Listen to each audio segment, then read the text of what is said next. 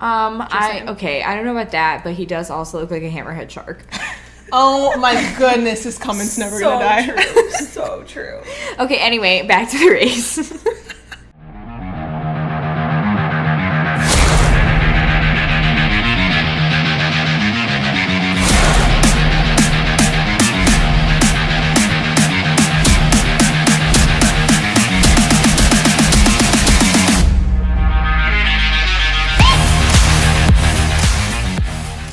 All right, hey everyone, we are back for episode 29. 28 was actually our recap of our training for F1, where Jack and I compared our trainings to that of an F1 driver, just so everyone could get a good taste of what the drivers go through preparing for Singapore.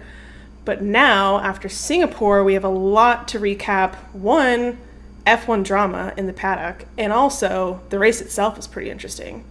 I don't even think just the race. I think the whole weekend. Yes. Which I feel like is part of Singapore, right? Like, I mean, I think it was a really good time to rebroadcast the training regimens because everyone talks about this one all year. Right. And so I feel like anytime you have a race that's really hyped up, I feel like the weekend just becomes an event. Mm-hmm. We're like, I mean, obviously every race has the potential to be really exciting and be an exciting weekend overall. I feel like this one, especially because it's a street circuit and qualifying is so important, I feel like it makes Saturday much more dramatic.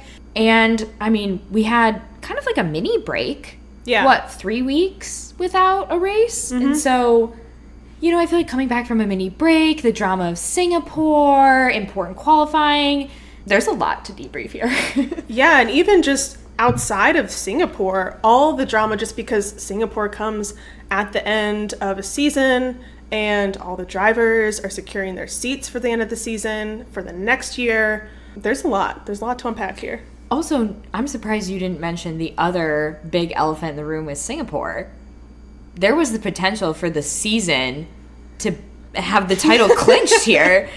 All right, well, that was like way off. I feel like even Max was like, that's probably not going to happen because I think he would have to get first, and then Checo would have had to have gotten 8, and same with Leclerc. Like, it wasn't very likely. Now, if we're talking about Tokyo next week, it's looking a little bit better because if Max wins with fastest lap, then he's got it in the bag. Yeah, but do you want him to win in Tokyo or do you want him to win here at home in Austin? That would be fun if we were there. I'm mad. I'm mad that we aren't going to be at COTA this year. I'm kind of mad too. I mean, I didn't think I would mind so much just because, like, we went last year and then when we had to buy tickets for this year, like, oh, it'll be fine. We didn't want to go to Miami. We're like, oh, we'll probably go to Montreal or Mexico City. Mm-hmm. It's coming around again and I'm like, damn, I'm so mad we're not going. I know, but I am glad we snatched those Montreal tickets for next year. Thank goodness. I'm very excited. Well, should we get into it? Yeah, let's. Where should we start? I think the biggest one, and I mean, kind of spoiler here, I was disappointed to see how his race ended up, but Albon was back. Yeah. You know, he had not only the appendicitis and the emergency appendectomy, but due to complications, was on a ventilator. Yeah. And so for him to have such serious health issues, and then not only race 3 weeks later, but race in Singapore, the most physically, one of the most mentally demanding tracks on the calendar. I mean, I was blown away, honestly, that he even participated, and it was a shame that his race turned out to be what it was. Right. But I think just having him back on the grid was kind of a sigh of relief for the whole F1 community. Yeah, I agree. I think having that Russian GP canceled and giving him that extra week to recover really did him well, and he was performing, you know, okay in the Williams during qualifying. The race was kind of disappointing for him, but it was good. It was definitely good to see him back. But I feel like that's also a good segue into the other big drama because Nick DeVries had filled his spot while he was gone. Yeah. And I don't know about you ladies, but I heard a rumor about DeVries and where he's going to be next year. I sure did. You want to spill the beans? Jack, I am so sorry that we're breaking up your dream team over at AlphaTauri, but Sonoda's still on the grid. I know he is, and honestly, with all the talk about Gasly, I figured that he might be making the shift. Has it been confirmed that he's moving to Alpine? Not yet, but it's pretty well known. I think they're waiting for Nick to sign his contract for AlphaTauri, which will give Gasly the ability to leave.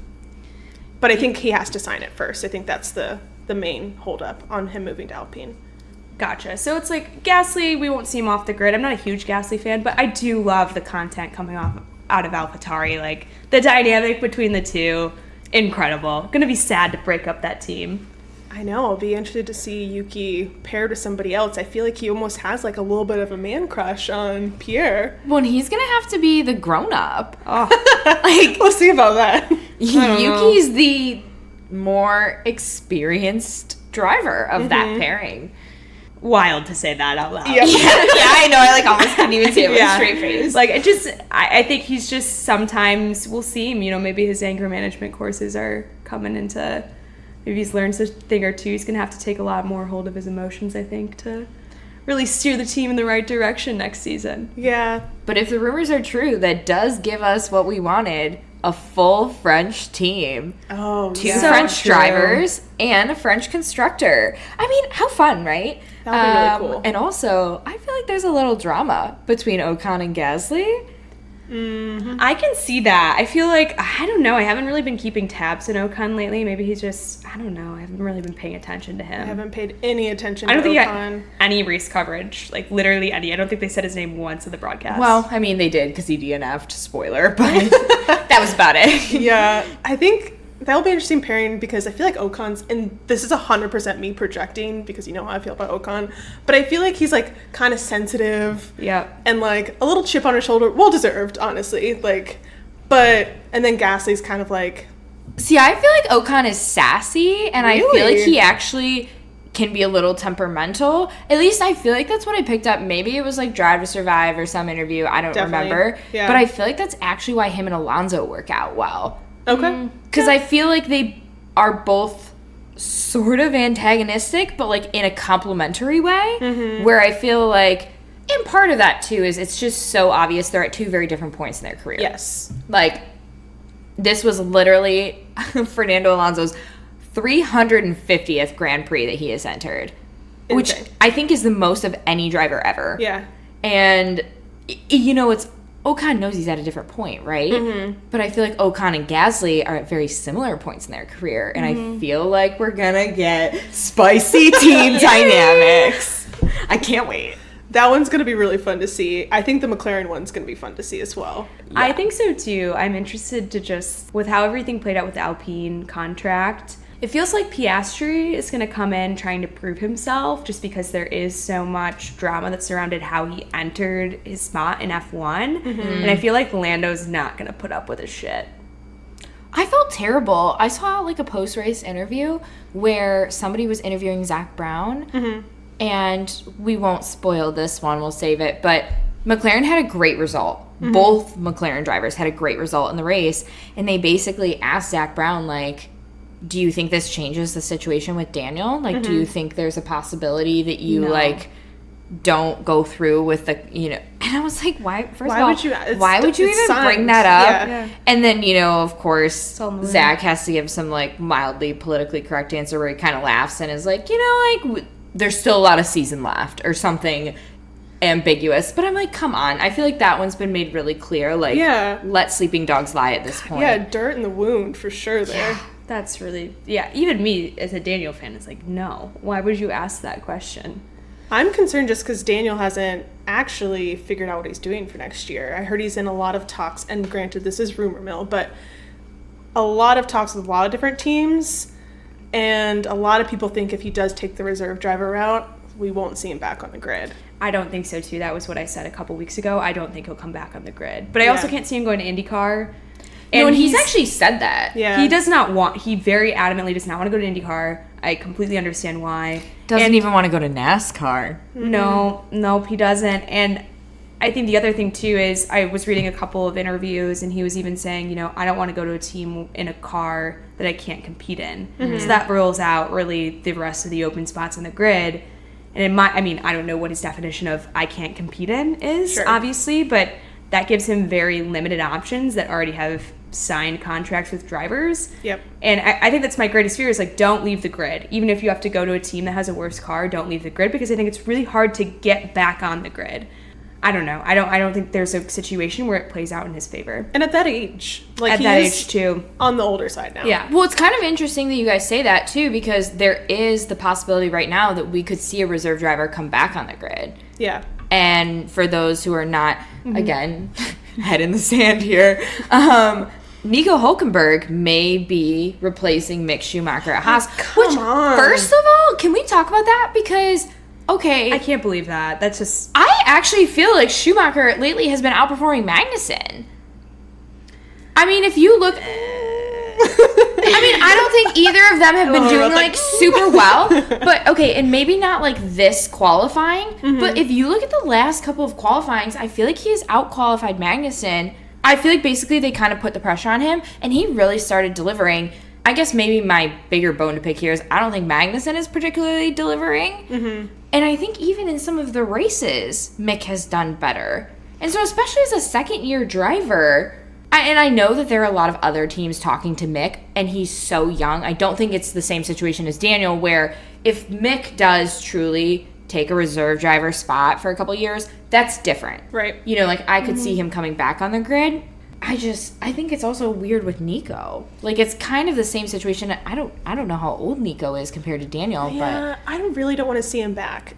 I don't have anything against him, but I just feel like there's so many other talented drivers. Like, he hasn't ever, like, come onto the grid and, like, blown anyone away. So, like, why wouldn't you just go with another young, talented driver to start their career at Haas? Well, correct me if I'm wrong here. I think Nico actually still holds the record for most F1 races ran without a win. I think you might be right. Because I think it was Checo. Yeah.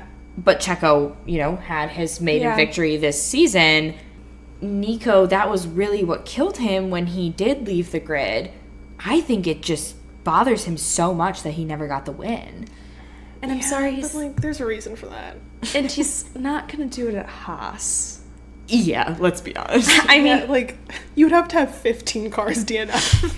I just, like, I don't see a world where that works out for him. And also, yeah, I think it's a very interesting strategy to go down that route again for Haas. Right.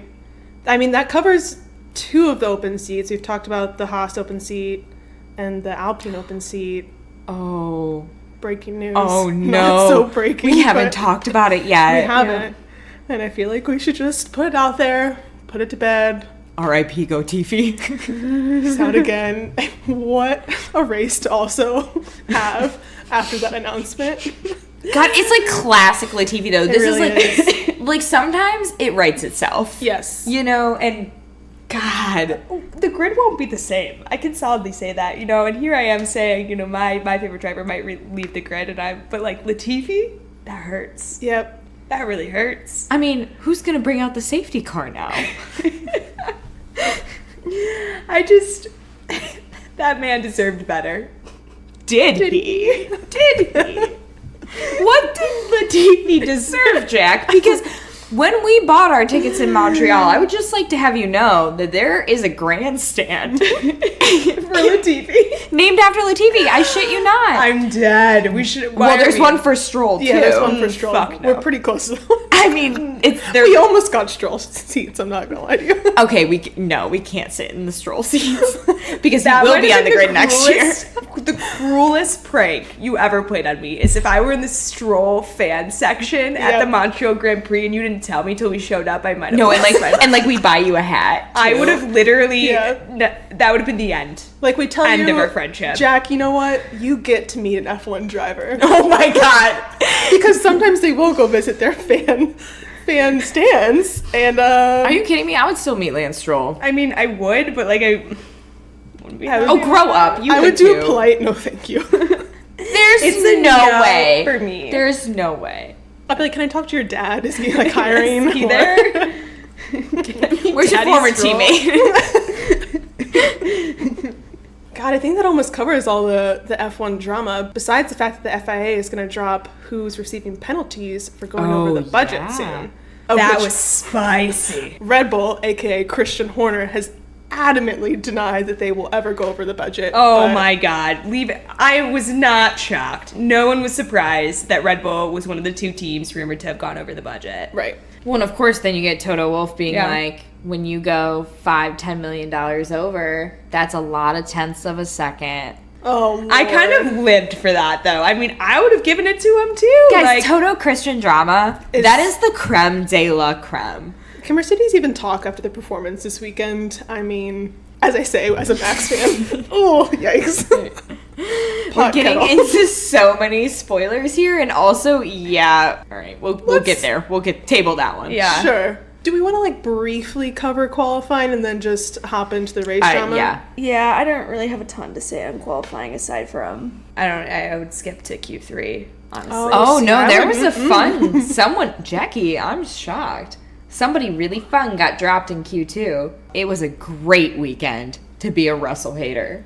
Because Truly. guess who broke his little Mr. Saturday streak? The one, the only, George Russell. Man, I saw a reel today about him breaking his streak and him all trying to look sad about it, and I didn't feel any sympathy for him. I was going to say, I'm shocked you didn't bring this up, considering he had, like, moody social media posts about it. Oh no, I saw all of them. I mean, I know how he performed in that race. I know all the stupid ass moves that he made. Don't get me wrong. Against the teams, like, multiple times that man was like, I'm gonna be the hero today. And, like, spoiler, he wasn't the hero of the race at all, by any means, but... Russell definitely gained some haters this race. Actually, this whole entire weekend. His attitude sucks. He's kind of a brat.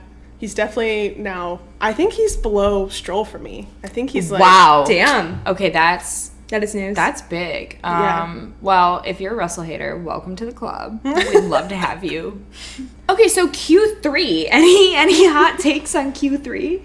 Because I feel like we're dying to talk about this Yeah, race. I really, qualifying to me just erased from my memory because the race was so jam-packed. Qualifying for me hurt a little bit as a Max fan because Red Bull ran out of fuel in Max's car. So it was actually a team error, but Max was on like the last flying lap in Q3, 2 purple sectors, and then had to abort it because they needed enough fuel for testing. I guess it's the same as the race. They needed a liter of fuel for testing, and they weren't going to have it if he finished his last flying laps.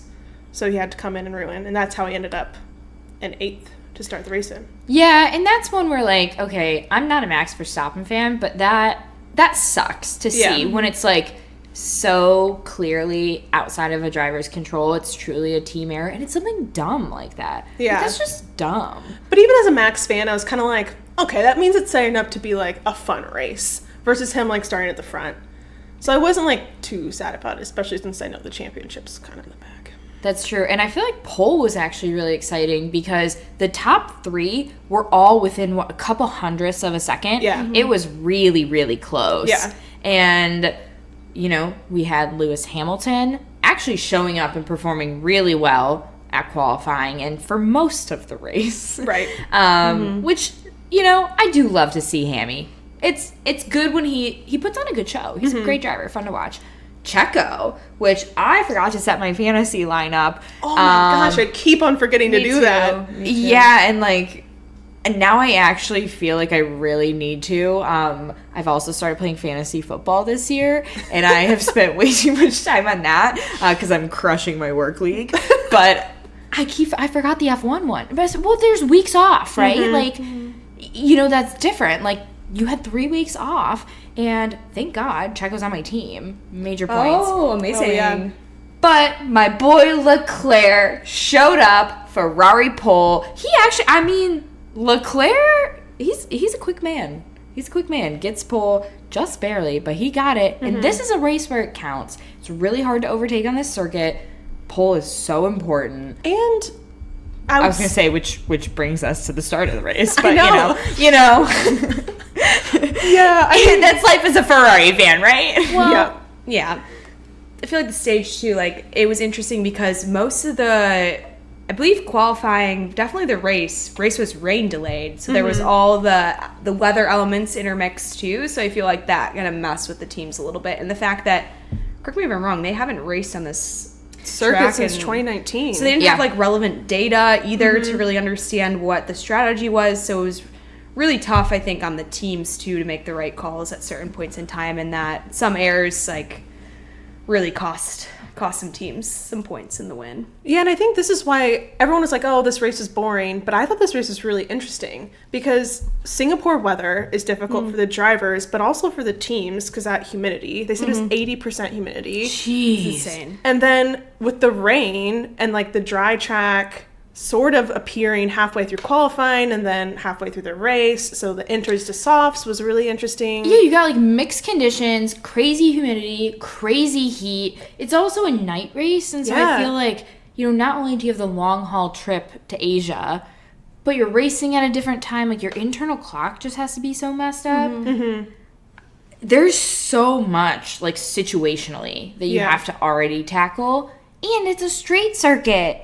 It is so unforgiving. Yeah. Like, there are runoff areas, and we saw those being used during the race. But, I mean, you hit the wall. It is right there. Yep. And we saw that, too. Many a times. Because we had how many drivers DNF? 5? 6. 6? Then maybe we start with just naming off the DNFs and kind of why they occur. Oh, yes. That would That be sounds fun. fun. Let's do that.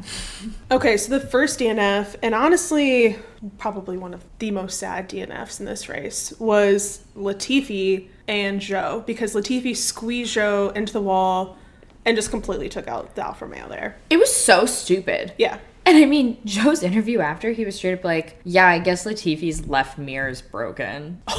He was sassy. And I mean, like, rightfully so. Yeah, he has I had would be so too. many DNFs.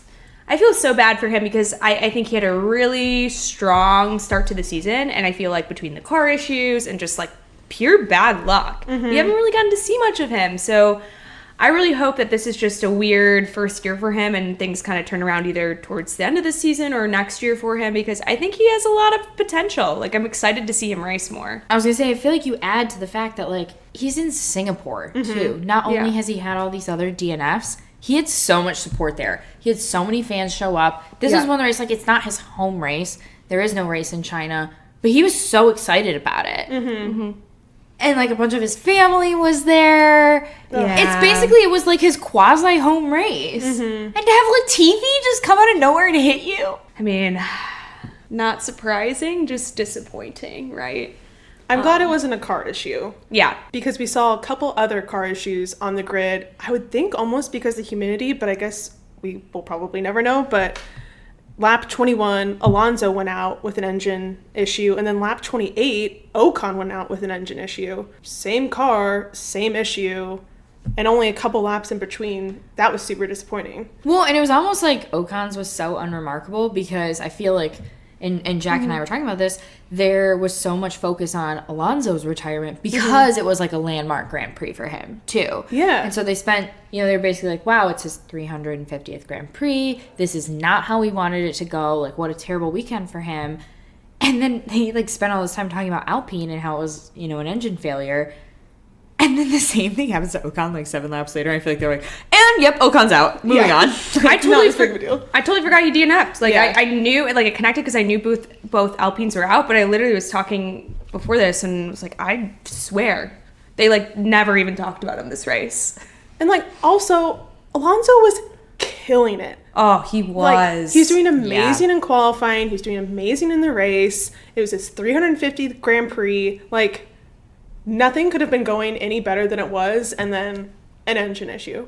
Oh, that hurts. That one hurts. I think the other couple DNFs were actually just driver error. So we had both Albon and Yuki into the wall, which I'm going to give Albon a pass just because his health issues over the past couple weeks. Absolutely. But Yuki, He, Good old Ukester. not surprised. It was funny. He, like, kind of hit his steering wheel when he was getting out of the car. Yeah, how those anger management classes going? I don't know. Someone needs to check on him. Just make sure he's okay. but they were not alone in this driver error race. I feel like, granted, I think the conditions were difficult, but we saw some driver error in some top drivers. We Oh saw my gosh. world champions in the wall. Yeah. And, like, the first part of the race, I will agree. I mean, there was some like excitement at the start, and then for a while it was just like run of the mill for a couple of laps until we saw a couple DNFs, which we expected, but it was night and day, the first half of the race versus the second half of the race. The amount of pure chaos going on, and just like chaos that drivers recovered from, chaos that drivers did not recover from, insane. Yeah, and I feel like this is one where we definitely should probably read the standings before we get too far into it, because I feel like the standings alone like don't even tell the full story, right? Like there was so much back and forth and up and down, and I want to just kind of like let's just get into it. We'll set the stage here. Yeah. All right, ladies, I feel like we already covered the DNF, so I'm just going to skip straight to 14th, which we have Russell. It's worth noting. It is. Plus 2 laps. And deserved. Well deserved. Yeah, I was kind of hoping that there at the end that someone would lap him again, just to pour salt in the wound. Plus 2's not enough. Savage. You wanted to see plus 3? I mean, we'll fully get into it, but after that freaking performance, that man deserved it. Yeah, that's fair. Okay, bookmark. Come back to that one. Undeserved, Schumacher. 13th. Yeah. Heartbreaking. 100% Russell's fault.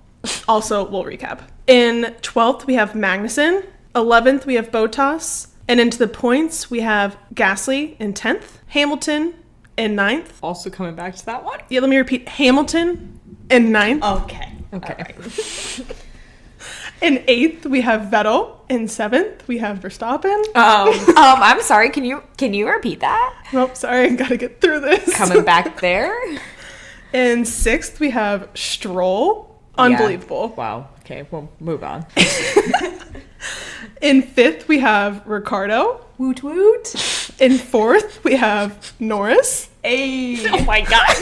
And Mary, I'm going to need the same level of excitement for our podium finishers. In 3rd, we have Sainz.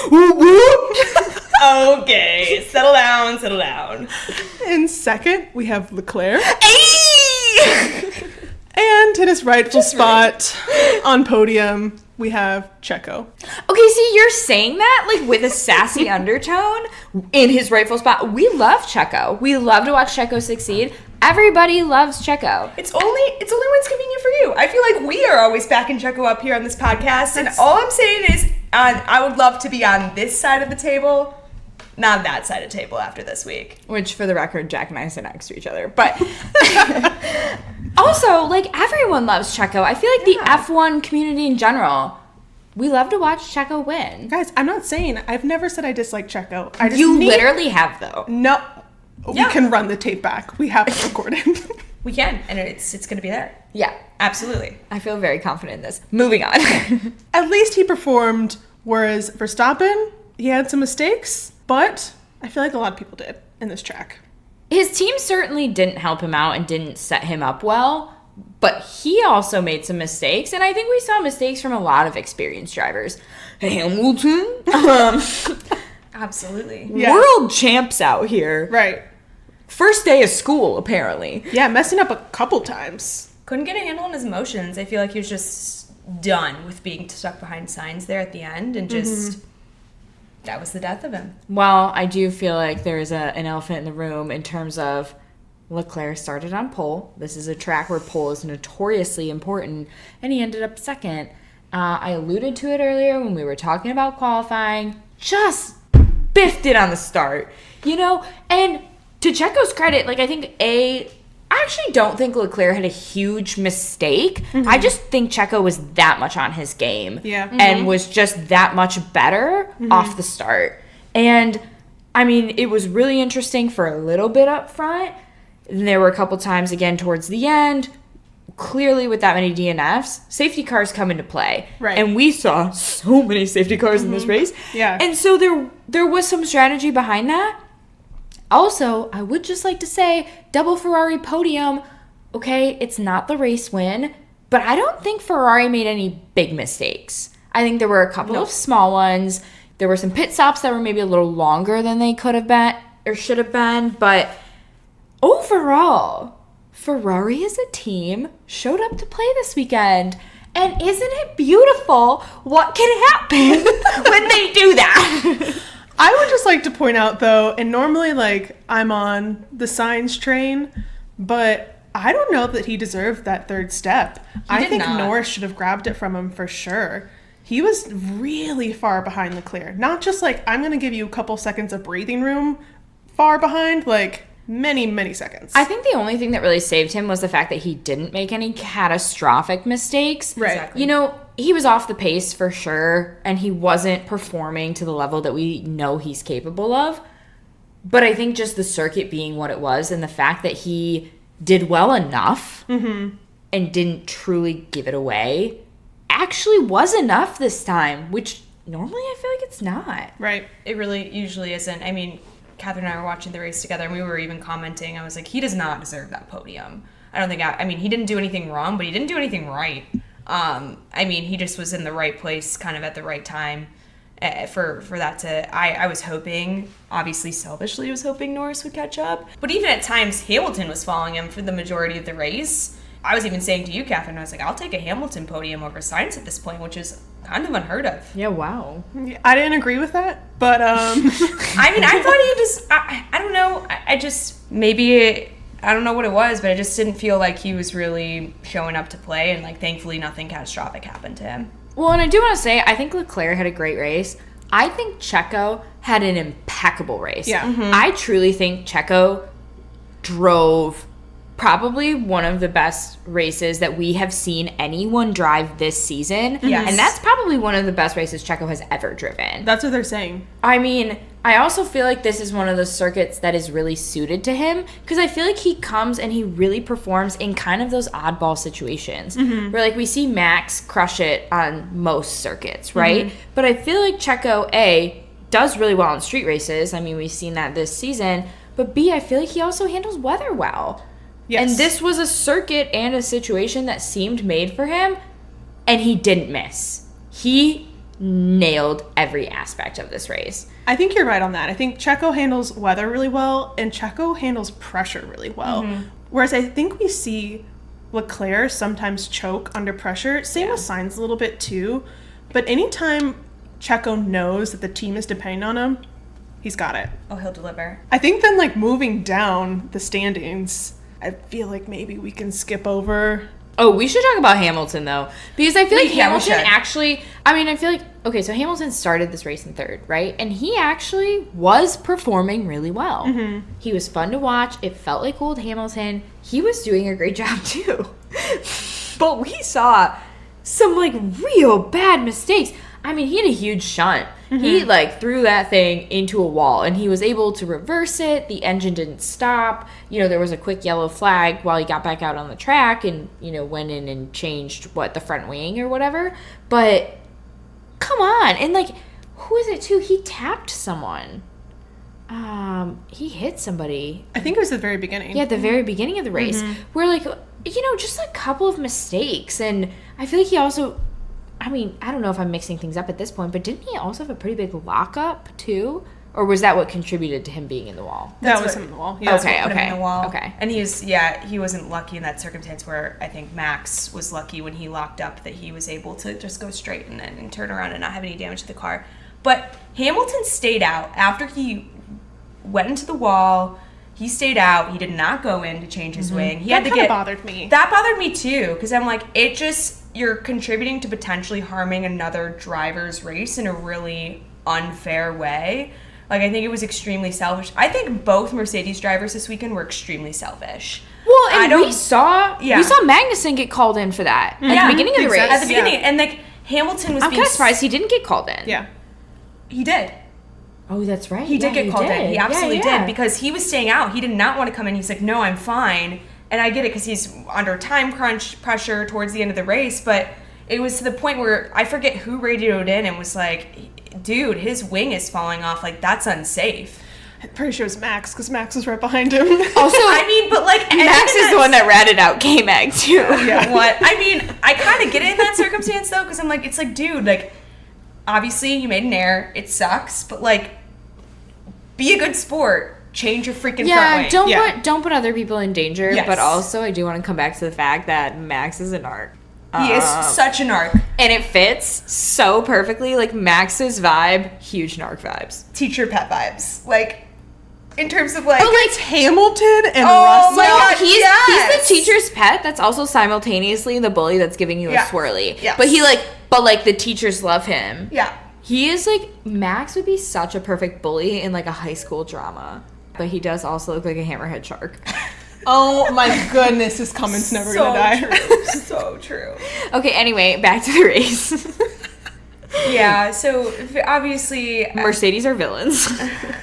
Russell in particular. Yeah, Russell, we will get to Russell. We can- in due time. We will get to Russell. We have to will. work our way all the way way- down to Russell. But do we want to do a little pit stop on McLaren Oh before my we move God, along? yes. Okay. I'm so glad you asked. What a great weekend for McLaren. Oh my gosh. It's like we just hopped in a time machine and went back to 2021 real quick. Amazing. You might have to go back to like 2018. Yeah, wow, okay.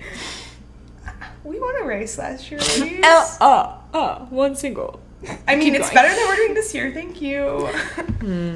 Yeah. We actually won a race. Anywho, so Daniel, terrible qualifying. He was not Truly looking atrocious, great. yeah. I did not truthfully watch the entirety of qualifying. I just watched the highlights, full disclosure, but saw his position, was not surprised, did not have high hopes going into the race weekend. So happy I was wrong. I think he had a really great race. Really good start. Very good start right off the bat. Caught up a couple places. He made up 11 places during the race. Granted, some of those related to DNFs, but still, I think that's pretty impressive. Was not on pace compared to what Lando was doing. Obviously, that came apparent towards the end, but hey, still got points on a critical race where A lot of points. of points where Alpine was out for the count. So, he did his job. They and- came in P5, McLaren left P4. Yeah. And 2 items in defense of Daniel. One, when he was interviewed after the race, Daniel was really magnanimous about how he achieved his position. Because he even said, granted, a lot of it was luck, but there was some skill in it and a lot of teamwork. And the second point is that Norris came with a lot of upgrades to his car that we're going to see on Ricciardo's car in Tokyo. So that hopefully is a little bit of the pace difference between those 2 McLarens, but still a great result. Great result, and I think that's key there. That they had used a bunch of upgrades on Lando, so it makes sense some of that time difference. But still, happy to see a good result from him. And then obviously, I think Lando did very well this weekend. But overall, more than I could have hoped for from McLaren, and very excited going into Tokyo. Also, there's a really cute guy in the McLaren garage, and the cameraman was a fan. Oh my God! So just so shout out to the cute. McLaren team. I mean, Keep putting him on the big screen. Really putting work there. the engineers are an important part of the team. I Everyone has to wasn't a give them- McLaren fan before, but I mean, we'll welcome another fan over here. You might not even be in that garage next year. I mean, I haven't gotten a good pitch yet, so That's true. We haven't had time to we've give been our pitches yet. slacking. Wow. We'll need to see. circle If back to Tokyo that. isn't very exciting, I feel like we can probably this fit is in too some exciting. pitches. We did not need. Yeah. Moving down, I feel like we can skip over Stroll. I'm Yeah. going to say that's a straight fluke. I mean, 6th. the only reason I was paying so close attention to him was because he was right behind Daniel, and honestly, he made up a lot of ground. I will say it was He did. pretty good He good actually race did. from Stroll. And like, this hurts me to say because my boy Seb got points. Holla back. He wasn't 7th for the longest time. Eventually, Verstappen did get in front of him, so fewer points than we would have hoped, but still double points finish for Aston Martin. The one thing I have noticed about Aston Martin, it's actually really consistent in the race. That doesn't necessarily mean it's super good or super fast, but it's been incredibly reliable. So I feel like a race like this, where you get a lot of DNFs, a lot of weird circumstances, it's kind of a race that they do naturally really well in because they have a really reliable car. I do want to give credit where credit's due. Like, I think Stroll earned that place. And I think he had a good drive and he made the best of what was given to him. And trust me, that pains me to admit as a Vettel fan when, he outperformed Vettel in equal machinery. Yeah. I mean, I think luck was on his side for a couple different things. And I think given 10 more laps, Max probably would have had him, and then you would have had your Astons side by side. But Well, and hopefully, you know, then Seb would get Stroll too, but Yeah. we simply didn't have that much time. Yep, that's true. We did actually run out of time in Singapore. Yeah. Because they ended up putting the clock up instead of laps and had to run it through. But I think that brings us to Max's performance, which there are a couple errors. I think he made two pretty big ones because he started in 8th, which wasn't great. Terrible start, though. Dropped down to, like, 11th. I was going to say. Something even lower. There were quite a few cars that got past him on the start, and I mean, I think I heard a commentator say this, this is the only race so far this season where he has lost places on the start. Mm-hmm.